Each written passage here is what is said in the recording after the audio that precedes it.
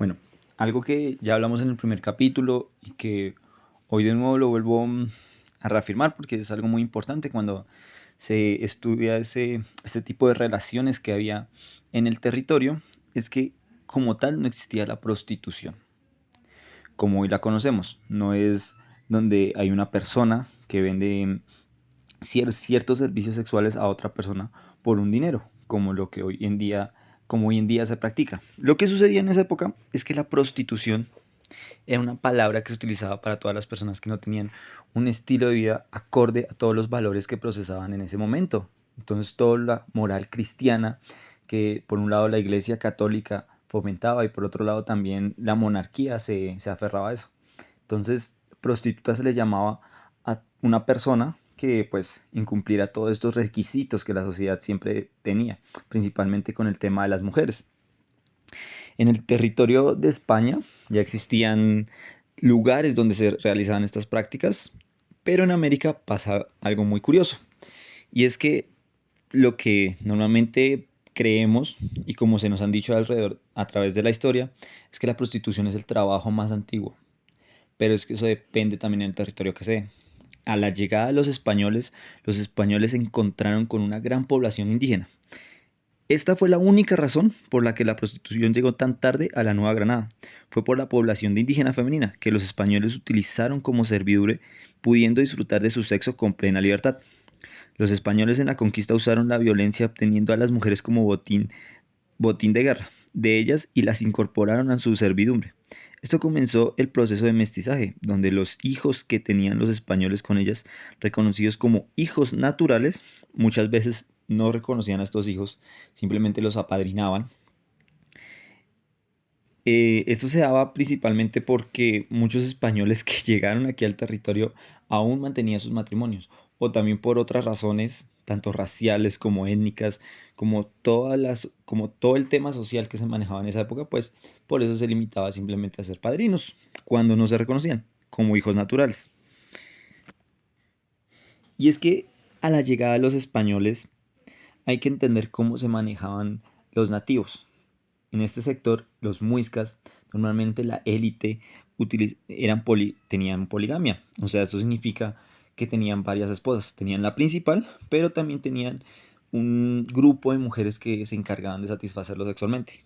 Cuando llegaron los españoles, comenzaron a adaptarse a este nuevo estilo de vida. Entonces lo que se hacía es que el español ocupaba la posición del cacique. Por ende, todo ese séquito de doncellas que le pertenecían al cacique pasaban a manos de español y comenzaban a hacer de su servidumbre y pues con la libertad de disfrutar de su sexo en cualquier momento. Y es que en esta región lo que es el tema de la poligamia, el comercio de mujeres, la prostitución ritual y de hospitalidad que se tenían, esas prácticas eran muy habituales en esta zona, los españoles comenzaron también pues se adueñaron de estas prácticas y también las comenzaron a utilizar en un primer momento de la conquista. También pues hay que ver que después de que la población indígena cayó, todas estas prácticas sexuales que servían para un señor pasaron a las manos de las mestizas y las mulatas. Esto bajo el apoyo o el apadrinamiento de las alcahuetas, que funcionaban como celestinas, que directamente la Iglesia Católica castigaba y censuraba. Y eso se tiene muy bien registrado. En el siglo XVI y XVII los cronistas ya las nombraban y lo comentaban. Esto con el fin de sancionar aquellos comportamientos que la iglesia consideraba contrario a las costumbres civilizadas, que ellos mismos promulgaban con su moral cristiana. A la llegada de los españoles, la prostitución ya estaba institucionalizada, tanto en la monogamia de las caciques como en las prácticas sexuales religiosas. El caso de hombres que se acastaban con varias mujeres antes de su boda, o también se practicaba el sexo libre en celebraciones agrícolas, que ocurría en los meses de enero, febrero y marzo. También en los pueblos prehispánicos fue corriente el intercambio de mujeres. Esta institucionalidad se debió a que los indígenas tenían una mejor relación con todo este tema de placer y conocimiento sexual, a diferencia de los españoles, donde ellos defendían la virginidad y la doncellez, que pues ya como también lo hemos mencionado en capítulos anteriores, pero se trataba de esta imagen de la mujer con valores cristianos, pura y casta, que se tenía que tener hasta esperar hasta el matrimonio. Bueno, un sistema muy patriarcal y muy machista, si los analizamos con los valores de hoy en día, pero si los vemos desde ese punto, pues eran prácticas muy corrientes. Entonces, estas dos visiones chocaron bastante. Ahí también intervino mucho la Iglesia Católica, porque ellos tenían un proyecto de civilizar, por lo que buscaban era que los indígenas dejaran todas esas prácticas que siempre se consideraron bárbaras. Entonces, todo esto fue muy castigado. Y también hay que entender que la prostitución no solo fue femenina, o bueno, lo que se podía entender como prostitución. También hubo casos de prostitutos masculinos. Y es que es verdad que en el altiplano la homosexualidad era castigada. Habían castigos desde directamente estacas que atravesaban el cuerpo del hombre. Esto se tenía la creencia que ellos lo hacían porque se tenía que castigar por donde se daba el placer. Entonces tenían esas prácticas, todo este tema de la homosexualidad era muy castigado en toda esta región del altiplano cundiboyacense, en todas estas culturas muiscas, pero en el Caribe esto era permitido. De esta manera en el Caribe se podía ejercer la homosexualidad con plenitud. O sea, llegaron a existir los putos, que pues a diferencia de como hoy los llamamos, los putos se referían a hombres que se vestían y actuaban como mujer. Incluso se dice que existió un pueblo de ellos. Cerca de Cartagena existió un pueblo de putos. Y es que los temas sexuales y la relación que tiene el poder, por ejemplo, con la mujer, que hoy en día son muy estudiados, también se tienen que estudiar en ese momento. Porque es que no solo los españoles llegaron buscando oro, ellos también buscaron mujeres. ¿Por qué? Porque aparte de su grupo de indígenas que lo apoyaban para el tema de conquista, de aventura, pues de explorar, de guías, de traductores, también llevaban un grupo de mujeres. Por un lado, servían para labores domésticas, entonces para lavarles, plancharles, cocinarles, etcétera. Bueno, plancharles no, porque en su momento no habían planchas, ¿no? Pero servía para lavarles y cocinarles principalmente. Pero también servían para darle placer a los hombres, ya fuera tanto por violación, los españoles y como todo conflicto armado utilizan la violación, pueden ejercer este tipo de prácticas sobre los derrotados, entonces o secuestraban a las indígenas o también se da el caso del cortejo, donde el español también seducía a la indígena y en muchos casos pues las embarazaban.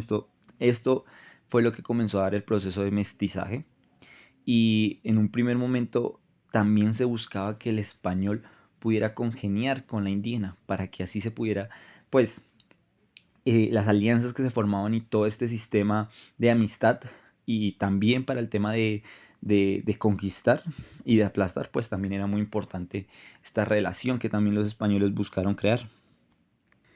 Y es que hoy en día, bajo varias investigaciones, se puede decir que las ciudades eran ciudades de mujeres, porque por un lado el señor que estaba ubicado en la ciudad tenía su servidumbre femenina, que la utilizaba pues para temas sexuales, satisfacer sexualmente, pero también para todo el tema de hogar, todas las labores domésticas.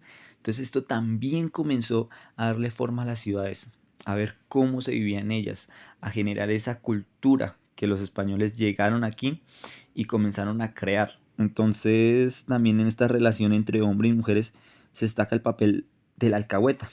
Esto es muy importante porque es que el alcahueta, pues como hoy en día se utiliza esta palabra coloquial, que es el tema de una persona que permite las actitudes negativas. La prostitución, una vez que la población indígena cae y comienza a darse esta práctica, comenzó a ser muy hogareña.